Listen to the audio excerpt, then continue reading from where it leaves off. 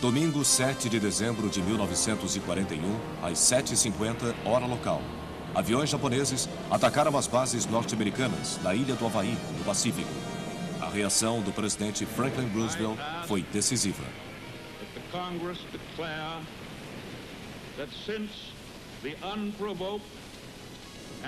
Em seu discurso, ele pedia ao Congresso que declarasse que a partir do ataque não provocado e covarde feito pelo Japão, no domingo, dia 7 de dezembro de 1941, existia um estado de guerra entre os Estados Unidos e o Império Japonês. Desde que as tropas japonesas conquistaram a Manchúria em 1931 e a tornaram o estado fantoche de Manchukuo, houve uma preocupação no Ocidente em relação à expansão japonesa, que aumentou em 1937, quando os japoneses lançaram um ataque maciço à China.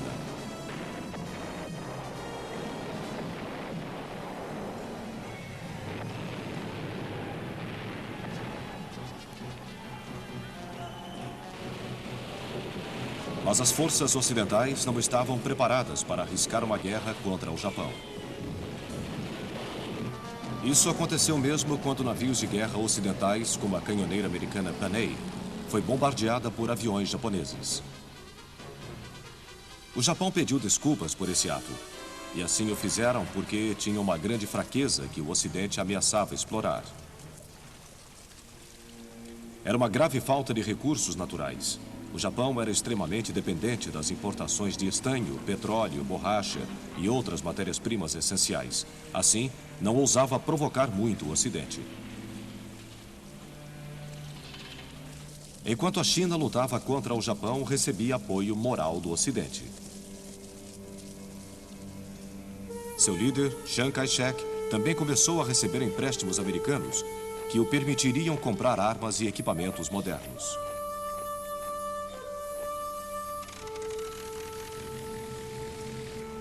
Esses seriam entregues por uma estrada que havia sido aberta recentemente através das montanhas que separavam a Birmânia da China.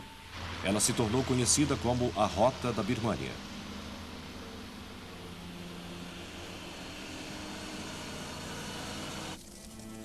Em julho de 1941, um novo governo mais ativo assumiu no Japão. Ele parecia estar tornando o país economicamente independente do Ocidente, criando um império no sudoeste da Ásia, através da remoção dos ingleses, dos franceses, dos holandeses e dos norte-americanos, dos territórios ricos em minerais que lá haviam. Esse plano foi chamado de Grande Esfera de Coprosperidade do Leste Asiático. De maneira a contrabalançar a oposição inglesa e norte-americana à sua política, o Japão assinou um pacto tripartite com a Alemanha e a Itália, em setembro de 1940.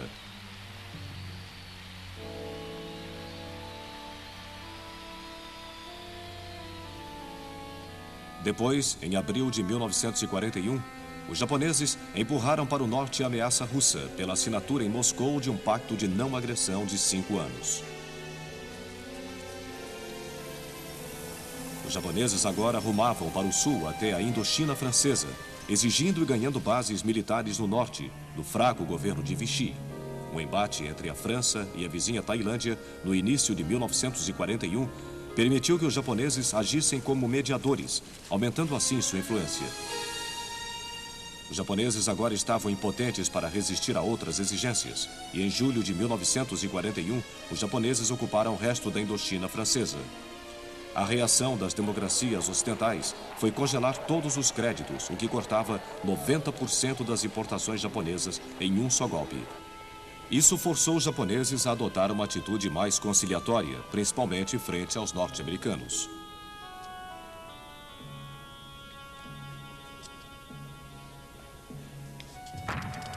Neste meio tempo, a luta piorou. Chiang Kai-shek recebeu mais recursos quando o ato Lend-Lease foi introduzido na América do Norte em março de 1941, dando-lhe prioridade logo abaixo da Inglaterra para receber munição norte-americana.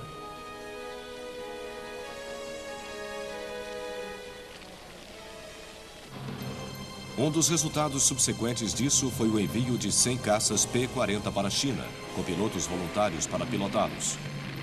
Liderados pelo ex-aviador do exército norte-americano Claire Chennault, que havia ajudado a treinar a Força Aérea Chinesa, eles começaram a ocupar espaço nos céus da China desde o verão de 1941 e tornaram-se conhecidos como os Tigres Voadores.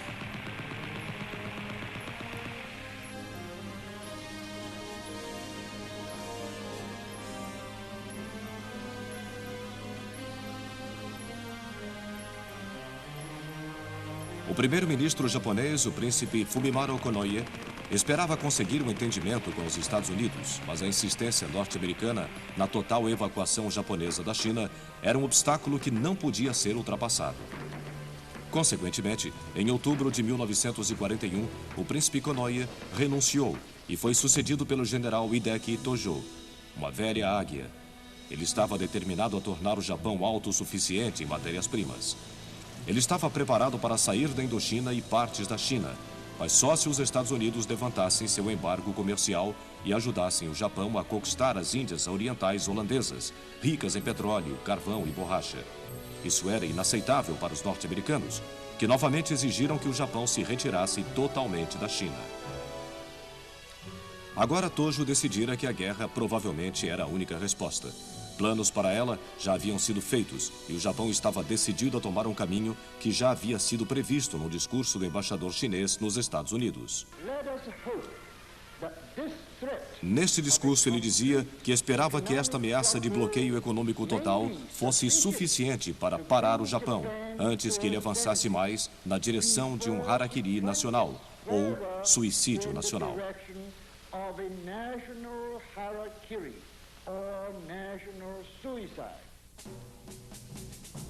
O arquiteto do plano de ataque japonês era Isokuro Yamamoto, comandante em chefe da Marinha.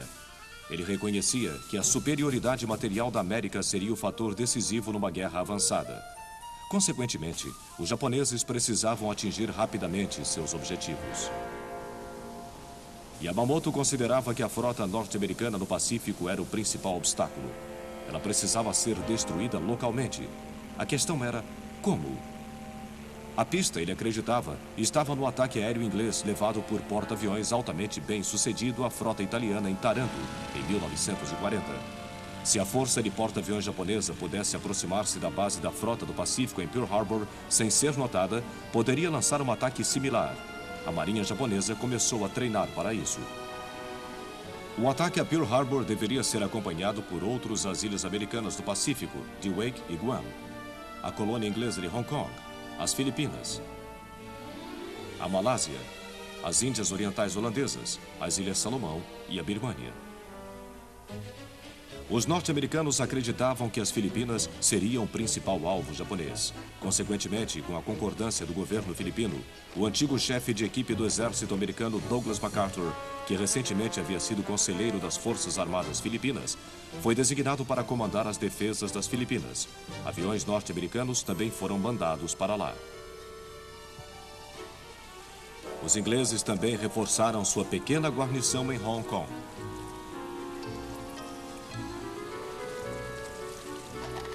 Eles mandaram tropas indianas e canadenses. Mas caso as forças japonesas entrassem em Hong Kong pela China, a distância da colônia impediria um reforço adicional rápido. Outras tropas, incluindo australianas, foram mandadas para a Malásia.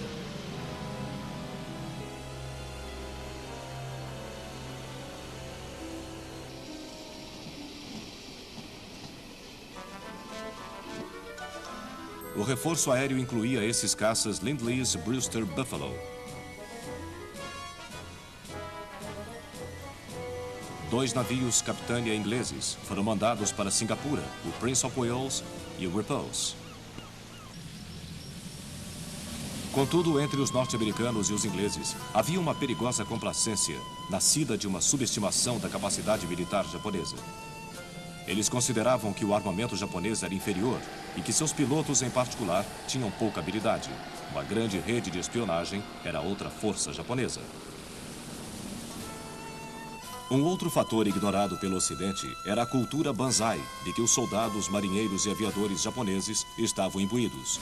A mais alta honraria que um soldado poderia receber seria ser morto lutando pelo imperador. A rendição era considerado uma desgraça.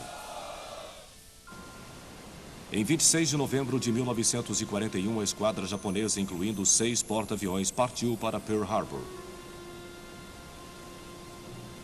Isso aconteceu no mesmo dia em que a América lançou sua última exigência para a retirada japonesa da China.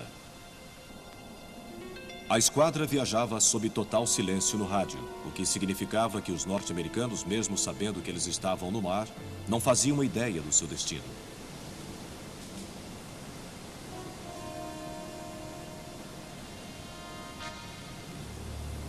Ao mesmo tempo em que os navios se aproximavam mais de seus alvos, os enviados japoneses em Washington continuavam a negociar.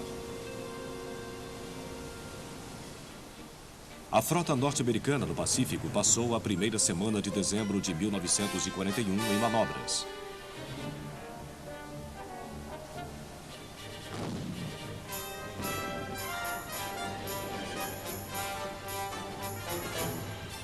Os navios retornaram a Pearl Harbor para o fim de semana.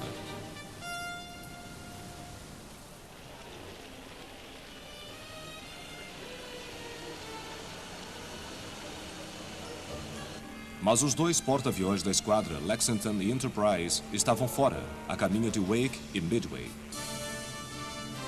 A bordo dos porta-aviões japoneses, a tripulação dos aviões recebia suas ordens finais e subia em seus aviões.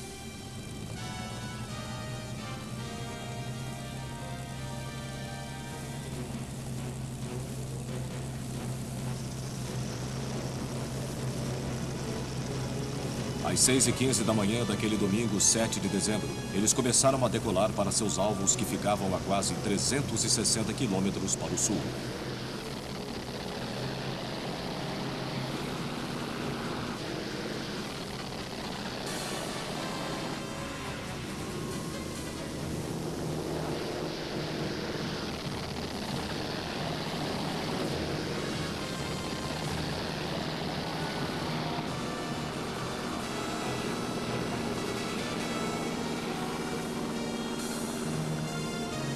No Havaí, um operador de radar percebeu em sua tela aviões aproximando-se, mas ninguém acreditou que eles fossem hostis, e os japoneses conseguiram entrar. Às 7h50 da manhã, 214 aviões japoneses passaram sobre o Havaí. Bombardeiros atacaram os 4 campos de pouso da ilha, destruindo uma grande quantidade de aviões norte-americanos. Um rádio-operador norte-americano desesperado transmitiu a mensagem: ataque aéreo a Pearl Harbor. Isso não é uma simulação.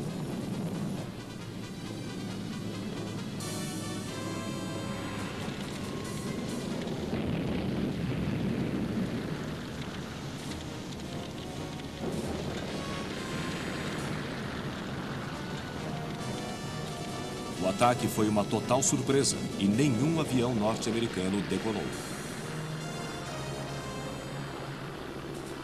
Aviões torpedeiros feitos para navios em movimento, onde várias linhas de navios de guerra estavam como alvos parados.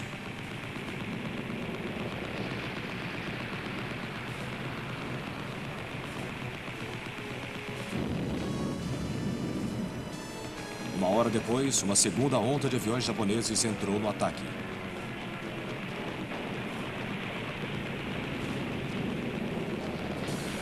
Dessa vez, as defesas norte-americanas estavam um pouco mais preparadas, mas mesmo assim, mais navios foram atingidos.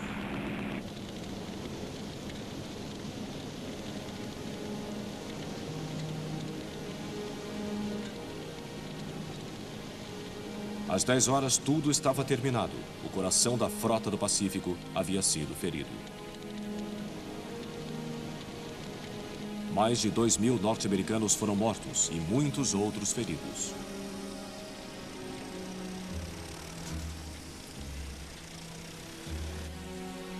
18 navios, incluindo 6 navios de guerra, haviam afundado ou sofrido grandes avarias.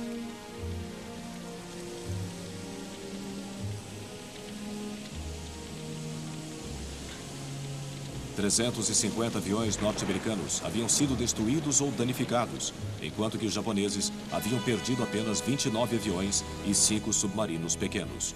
Foi um ataque devastador.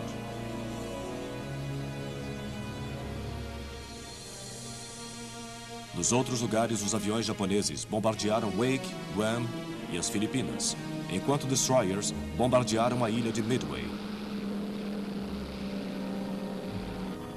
Mas uma mudança no tempo fez com que alguns aviões japoneses fossem incapazes de retornar a seus porta-aviões. Os japoneses também perceberam que haviam deixado 2 porta-aviões norte-americanos, uma omissão que lhes causaria muito arrependimento.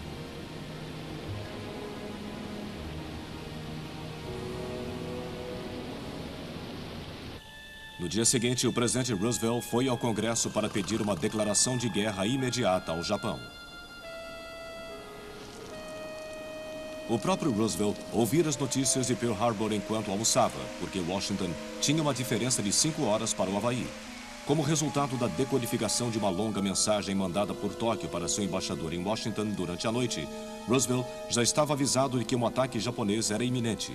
Entretanto, ele estava admirado, assim como seus comandantes militares, pelo ataque ter sido contra Pearl Harbor e não contra as Filipinas.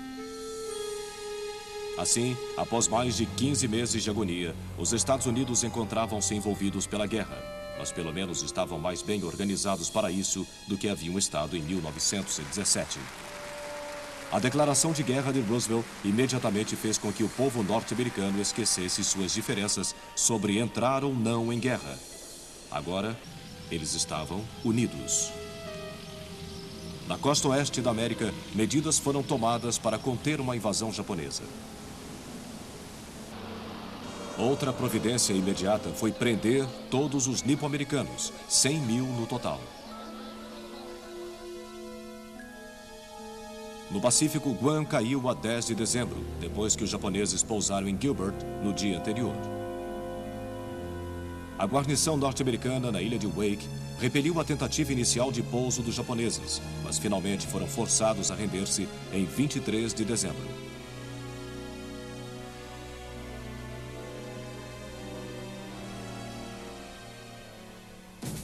Hong Kong, como as ilhas do Pacífico, era muito isolada para permitir que algum reforço imediato fosse mandado. Os japoneses logo expulsaram os ingleses, os canadenses e os indianos dos novos territórios da China continental, de volta pela água à ilha de Hong Kong.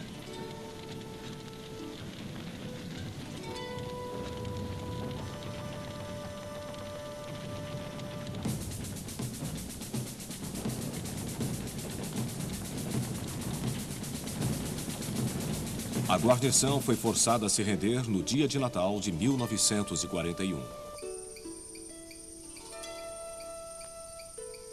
O 25º Exército Japonês, comandado pelo temível general Tomoyuki Yamashita, logo estava progredindo na Malásia. Ele foi ajudado por 2 fatores significantes. Por muitos anos, os ingleses haviam se concentrado na ilha de Singapura, como sendo seu principal bastião no Extremo Oriente. Mas suas defesas acreditavam que a ameaça a eles seria por mar e não por terra, através da Malásia ao norte. Só muito tarde é que os ingleses reconheceram que a Malásia também poderia ser atacada e deslocaram mais tropas para defendê-la. Eram treinados, mas da maneira errada, estando convencidos que os japoneses dependeriam das poucas estradas que iam até a península. O treinamento de luta na selva, de que é composta a maior parte da Malásia, tinha uma baixa prioridade.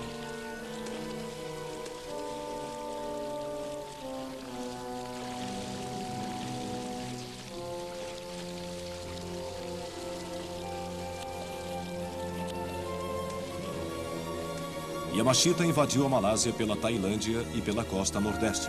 Suas tropas logo estavam avançando para o sul. Os recém-chegados Prince of Wales e Repulse tinham sido mandados de Singapura para interceptar os desembarques, mas foram descobertos. Aviões japoneses decolaram e atacaram os 2 navios em 10 de dezembro.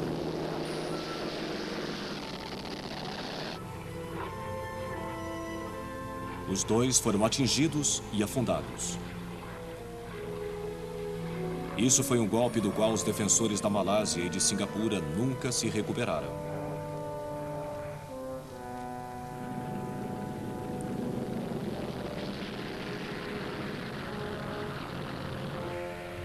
Muitos aviões britânicos foram destruídos em terra e o resto retirou-se para Singapura. Isso deu aos japoneses a supremacia aérea sobre a Malásia e eles provocaram enormes danos às comunicações britânicas.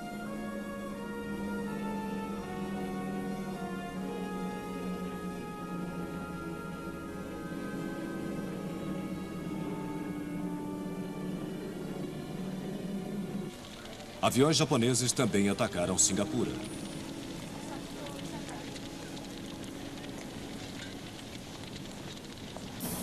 Enquanto as tropas de Yamashita pressionavam na direção sul, muitos tiveram que atravessar a Malásia de bicicletas.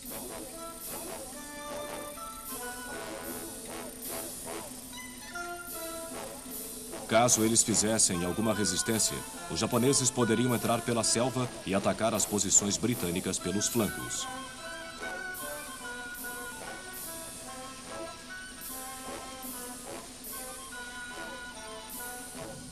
Como resultado, o comando, o controle e a coesão britânica começaram a sofrer.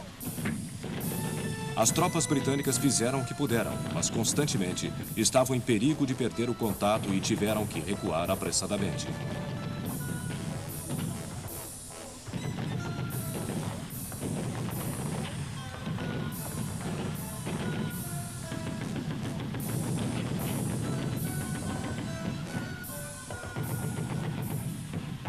Logo, o recuo transformou-se em retirada. A crença de antes da guerra na incompetência militar japonesa havia sido desfeita da maneira mais difícil. Finalmente, em 31 de janeiro, os britânicos retiraram-se através da ponte que ligava a Malásia a Singapura. Eles prepararam a demolição da ponte.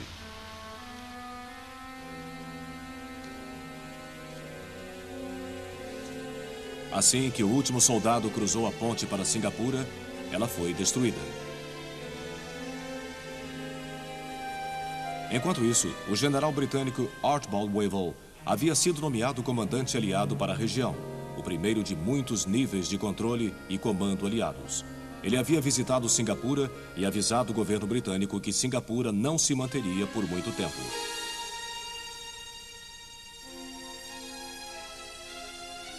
Churchill, entretanto, foi insistente. O povo britânico havia sido levado a acreditar que Singapura era inabalável. Mas isso não evitou que as famílias britânicas fossem retiradas de navio. Muitas não veriam seus maridos e pais novamente, enquanto outras se perderiam no mar.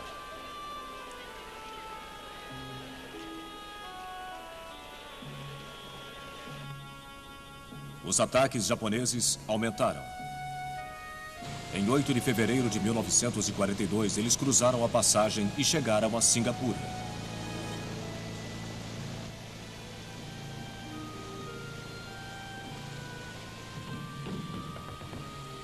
A batalha final havia começado.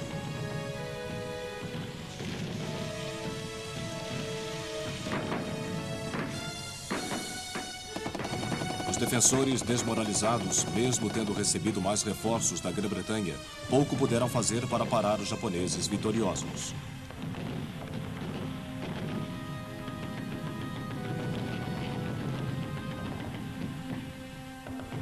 Em 15 de fevereiro, os britânicos, aceitando que a resistência poderia simplesmente custar mais vidas inocentes, tanto militares quanto civis, se renderam.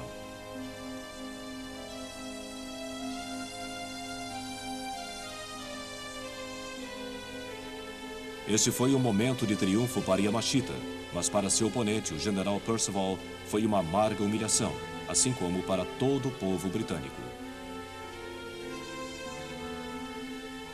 Não menos que 130 mil britânicos e soldados das colônias foram feitos prisioneiros.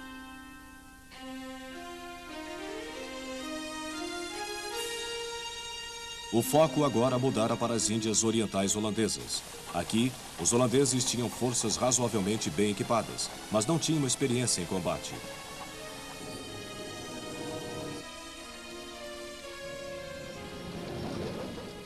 O desembarque japonês começou em meados de dezembro ao norte de Bornéu, Sarawak e nas Ilhas Celebes. Eles espalharam-se para Bornéu e Sumatra e, finalmente, em meados de fevereiro, para Java.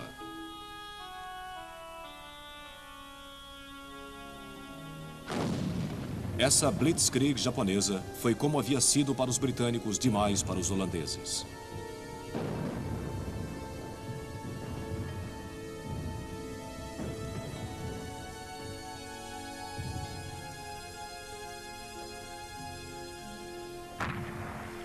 Assim, os holandeses foram forçados a se render, e no início de março de 1942, mais um posto caiu nas mãos dos japoneses.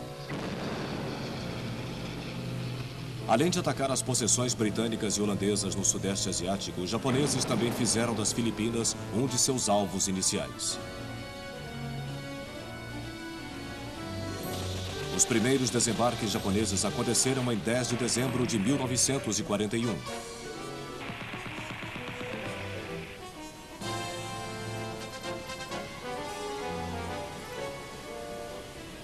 Como esses desembarques eram dispersos, era impossível para o comandante-geral dos aliados, o general norte-americano Douglas MacArthur, evitar que as cabeças de praia fossem estabelecidas. Isso acontecia porque suas forças não eram fortes o bastante para vigiar cada pedaço de costa das Filipinas. Inicialmente, ele havia planejado conduzir um recuo combatendo, provocando desgaste nos japoneses. O problema de MacArthur era agravado por mais desembarques japoneses na ilha de Mindanao, ao sul, e na costa oeste de Luzon.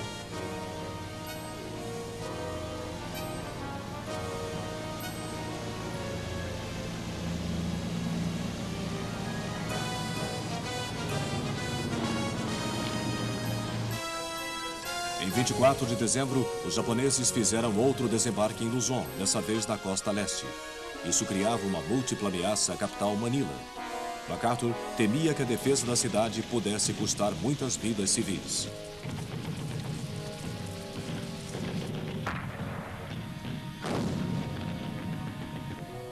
Entretanto, as forças aliadas recuaram para a península de Bataan, a oeste da Baía de Manila.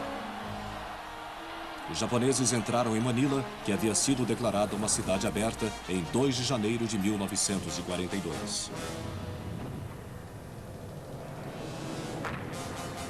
Durante 3 meses, os soldados norte-americanos e filipinos lutaram para manter as forças japonesas na península de Bataan.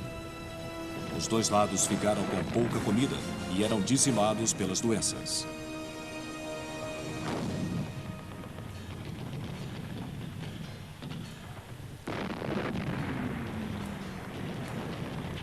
Mas os japoneses continuaram a tentar e conseguiram passar.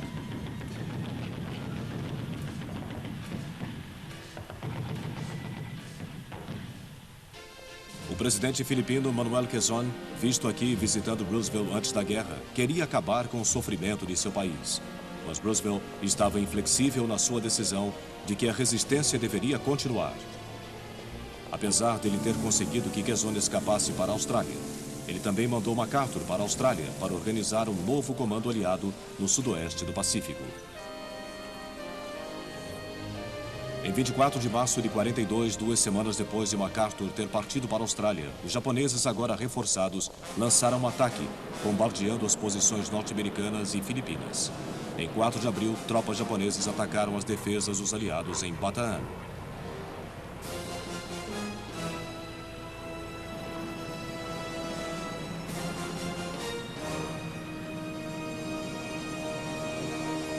Cinco dias depois, as forças aliadas renderam-se.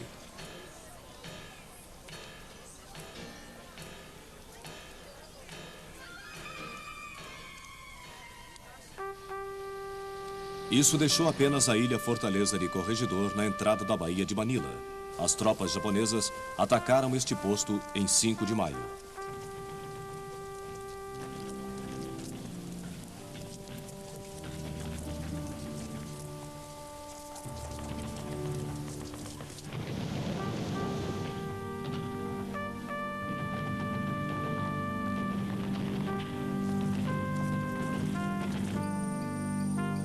Dois dias depois, o sucessor de MacArthur, o general Jonathan Wainwright, rendeu-se.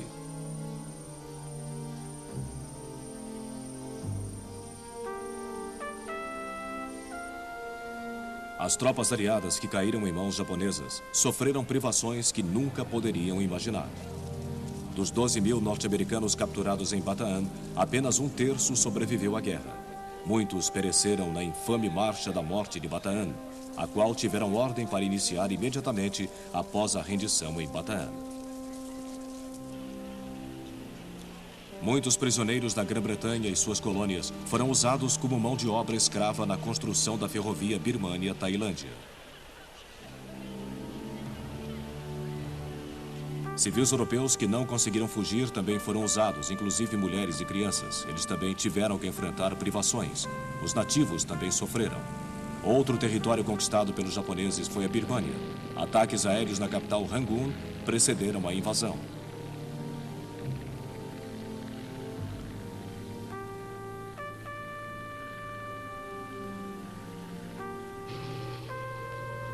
Assim como em outros lugares, esses ataques eram projetados para baixar o moral, especialmente dos próprios birmaneses.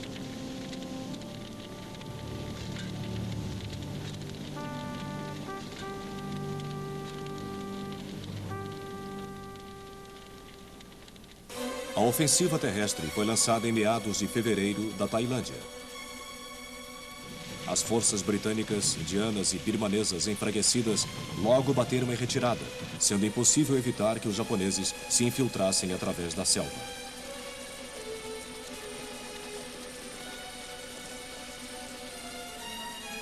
Os japoneses entraram em Rangoon em 8 de março e depois perseguiram os britânicos em direção norte. As forças chinesas tentaram ajudar, mas elas também logo foram forçadas a se retirar.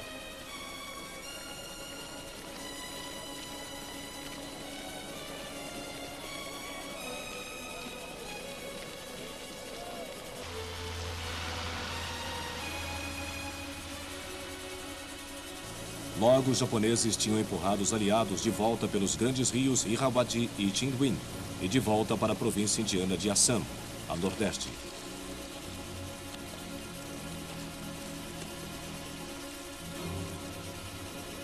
Isso significava que a rota da Birmânia, a única rota que os aliados ocidentais poderiam usar para manter Chiang Kai-shek abastecido, estava fechada. A partir de agora, todos os suprimentos teriam que passar pelas montanhas que separam a Birmânia da China. Esta perigosa rota era conhecida pelos pilotos que voavam por ali como a Corcova.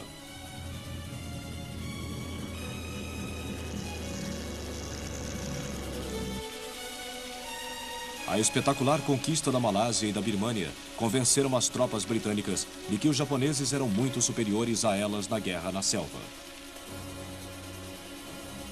O moral não era ajudado pela onda de agitação dos indianos que se movimentavam para se tornar independentes da Grã-Bretanha. Isso manteve muitos soldados presos em serviços internos de segurança. Uma força naval japonesa também entrou no Oceano Índico em abril de 1942. Ela mandou aviões atacarem Colombo, a capital do Ceilão, o atual Sri Lanka. Os japoneses também fizeram uma série de desembarques na Nova Guiné e nas Ilhas Salomão.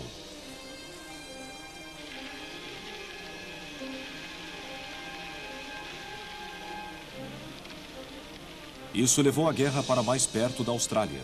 Em 22 de março de 1942, aviões japoneses atacaram Darwin, no norte do país. Tal era a preocupação de que isso fosse o início de uma invasão japonesa, que uma evacuação em massa do gado do norte da Austrália, em direção ao sul, começou a ser feita.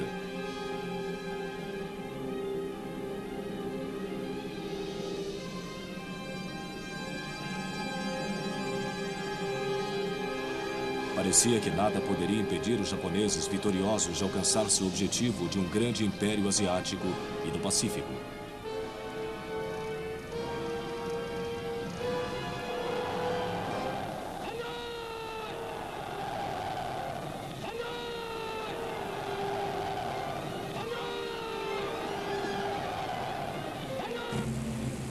Mas havia lampejos de esperança para os aliados. Em 18 de abril de 1942, 16 bombardeiros B-25, liderados pelo coronel James Doolittle, partiram do porta-aviões norte-americano Hornet, que estava a 750 milhas a leste de Tóquio. Eles bombardearam a capital japonesa e outras cidades, e depois voaram para a China. A audácia desta operação causou uma enorme elevação do moral aliado, que estava passando por um momento muito delicado no Pacífico. O mais importante é que os decifradores de mensagens tinham identificado o próximo objetivo dos japoneses como Port Moresby, em Papua. Os desembarques japoneses eram armados em Rabaul. Uma força-tarefa norte-americana formada em torno dos porta-aviões Lexington e Yorktown, que tinham escapado da destruição em Pearl Harbor, preparava-se para interceptar a frota invasora no Mar de Coral. Em 7 de maio, as duas forças navais encontraram-se, mas a batalha foi muito longa.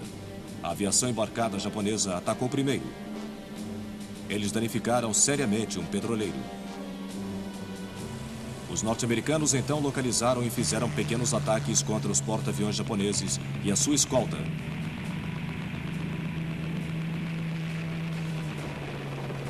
Eles conseguiram afundar o porta-aviões Shoho.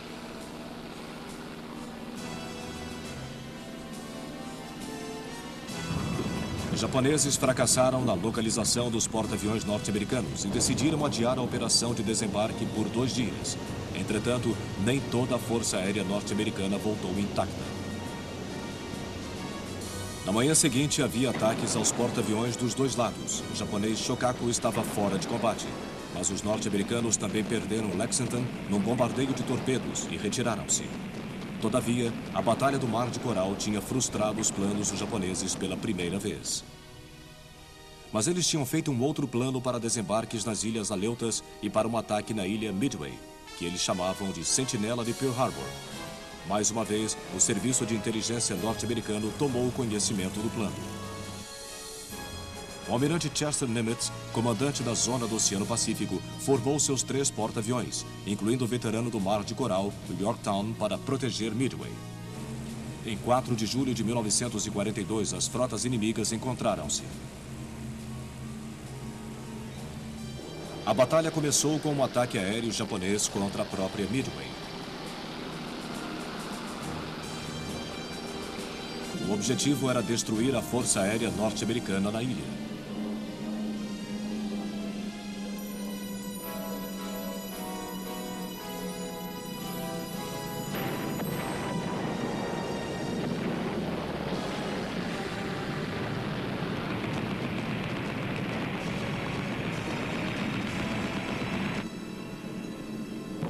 Apesar de um grande número de aviões dos Estados Unidos ter sido destruído, os japoneses não conseguiram erradicar a ameaça aérea norte-americana. O comandante japonês almirante Chuichi Naguma, entretanto, ordenou um outro ataque à ilha. Mas os norte-americanos tinham localizado os porta-aviões japoneses. A decisão de Naguma em atacar Midway outra vez significava mudar de torpedos para bombas e reinstruir as tripulações. Seus porta-aviões lotados estavam muito vulneráveis.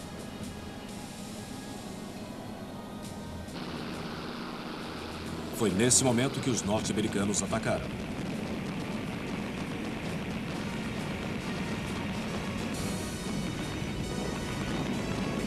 Os porta-aviões de Naguma conseguiram repelir a primeira onda, derrubando a maioria dos atacantes.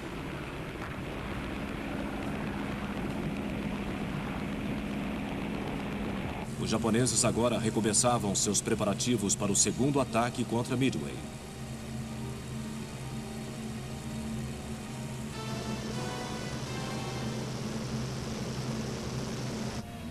Mas antes que pudessem mandar seus aviões, um outro grupo de aviões norte-americanos levantou o voo.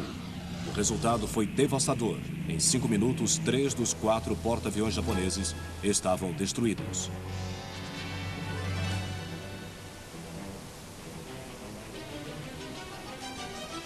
Ainda assim, apesar desse desastre, os japoneses não estavam de modo algum vencidos. Os aviões agora partiam do porta-aviões restante, o Ryu. Seu objetivo eram os porta-aviões norte-americanos.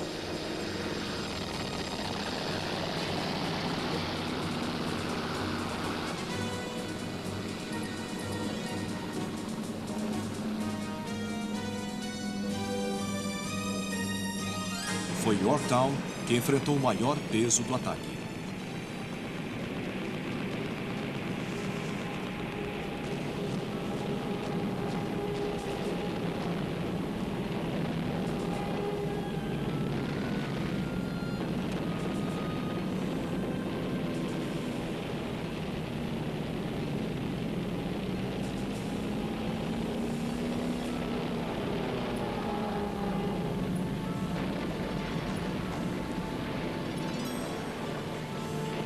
Apesar de uma defesa determinada, alguns aviões japoneses conseguiram passar.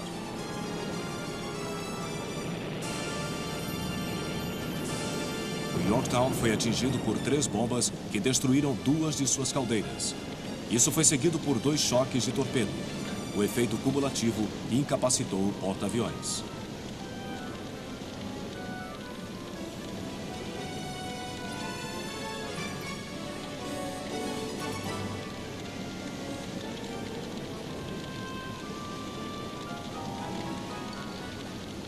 Só na tarde do dia seguinte é que a batalha recomeçou.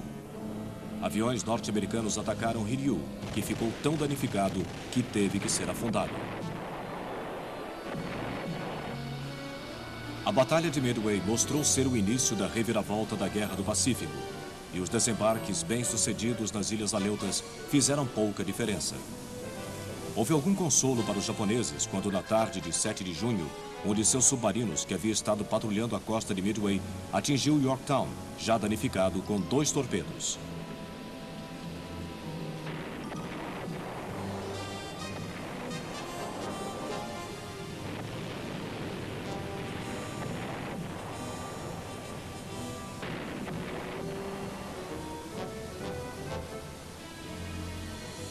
Mas o Yorktown só afundou no dia seguinte, mantendo sua bandeira de batalha hasteada.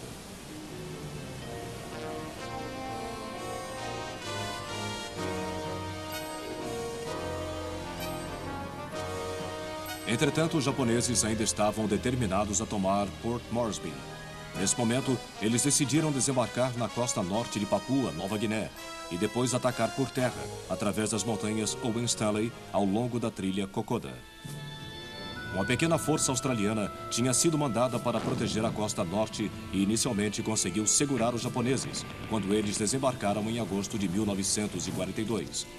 Mas depois de um mês de violenta luta, os japoneses forçaram os australianos a descer a trilha Kokoda. Foi uma retirada dura, com muitos australianos doentes e feridos, devendo sua sobrevivência aos carregadores papuas. Reforços tanto australianos como norte-americanos foram desembarcados em Port Moresby e lentamente começaram a empurrar os japoneses de volta. A luta, entretanto, foi muito dura. Em meio a uma selva fétida, chuvas tropicais e os cumes afiados das Owen Stanley, a malária também era frequente.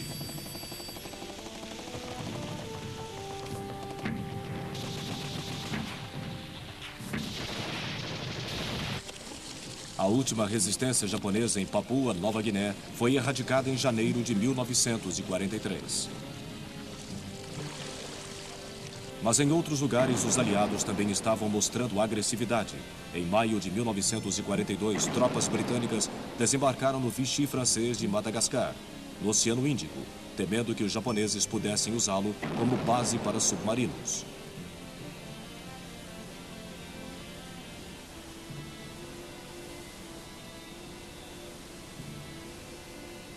Mas 6 meses passaram-se até que a França finalmente se rendesse. Enquanto isso, algumas tropas norte-americanas tinham sido mandadas para a Austrália, e em 2 de julho de 1942, a Junta Americana de Chefes de Equipes mandou o general MacArthur invadir as Ilhas Salomão, e foi dado apenas 1 mês para se preparar. A primeira divisão de fuzileiros dos Estados Unidos da América, que recentemente tinha desembarcado na Austrália, foi escolhida para essa operação. Os fuzileiros se puseram ao mar, mas tiveram que parar na Nova Zelândia para repor seus suprimentos. Isso deu-lhes um pouco mais de tempo para o treinamento de combate. Em 31 de julho, fuzileiros puseram-se ao mar mais uma vez para o que os planejadores chamaram de Operação Shoestring, devido à falta de recursos.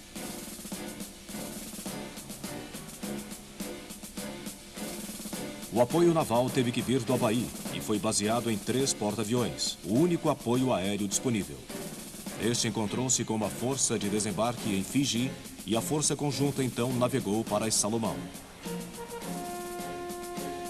Aqui, a ilha de Guadalcanal tinha sido escolhida como objetivo inicial.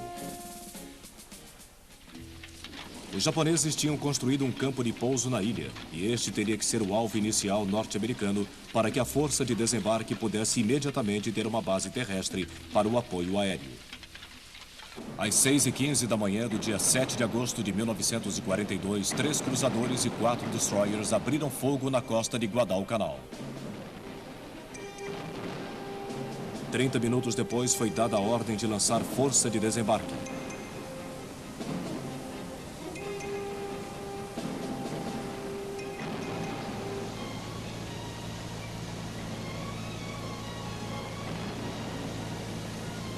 O bombardeio naval aumentado pelos aviões baseados no porta-aviões continuou. Os fuzileiros começaram a se dirigir para a praia.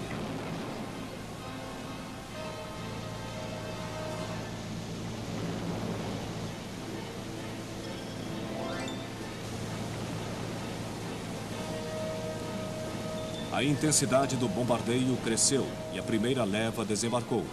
Mas os 2.200 japoneses na ilha rapidamente fugiram para o interior. Isso possibilitou que as levas seguintes rapidamente chegassem à praia.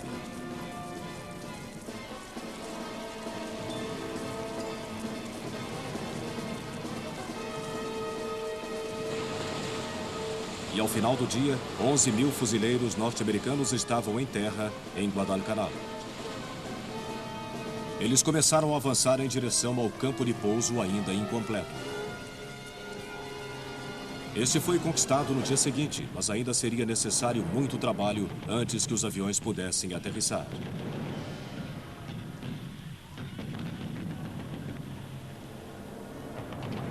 Mas os japoneses não estavam preparados para permitir que Guadalcanal caísse e rapidamente desembarcaram reforços. Estes logo começaram a atacar os fuzileiros e seguiu-se um sangrento embate.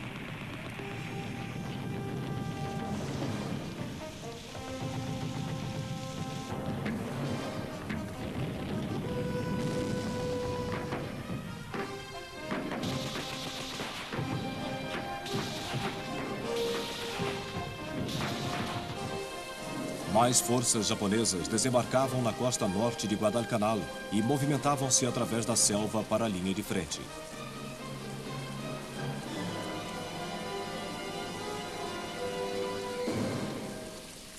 O trabalho no campo de pouso continuava. Mas mesmo a aterrissagem do primeiro avião norte-americano no campo de pouso Henderson, em 26 de agosto, não interrompeu o embate.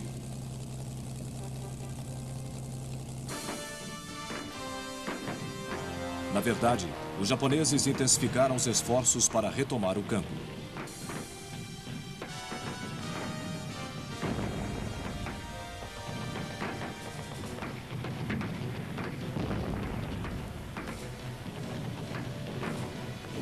No mar, os japoneses usaram navios para levar reforços e suprimentos, um sistema que os norte-americanos apelidaram de Tokyo Express. Havia uma grande quantidade de batalhas navais durante as horas de escuridão nas águas ao redor de Guadalcanal. Isso demonstrava a superioridade dos japoneses nas técnicas de combate noturno sobre os norte-americanos, que perderam muitos navios.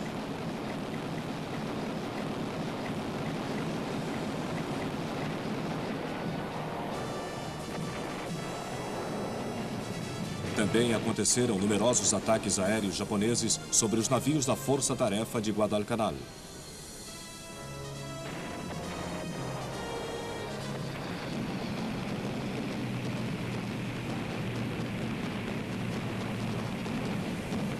Esses ataques obrigaram os porta-aviões norte-americanos a se retirarem, mas não antes de afundarem um porta-aviões japonês.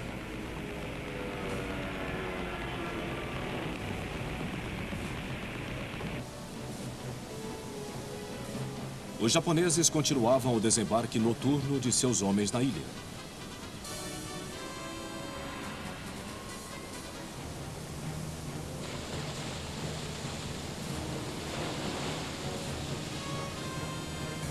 Esses reforços aumentavam a pressão sobre os fuzileiros norte-americanos, especialmente desde que não havia tropas disponíveis para aumentar sua força. Eles ficavam cada vez mais exaustos e suas baixas aumentavam. Só em dezembro, eles foram substituídos por 3 divisões descansadas. eles não perderam tempo em reunir um ataque maior sobre os japoneses.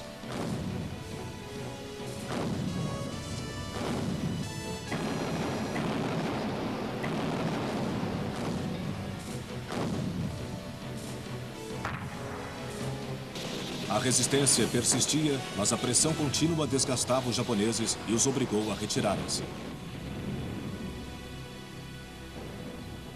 No início de 1943, as forças japonesas sobreviventes em Guadalcanal foram evacuadas pelo Tokyo Express. Eles tinham feito os norte-americanos lutarem amargamente por sua primeira base numa ilha, a primeira de muitas.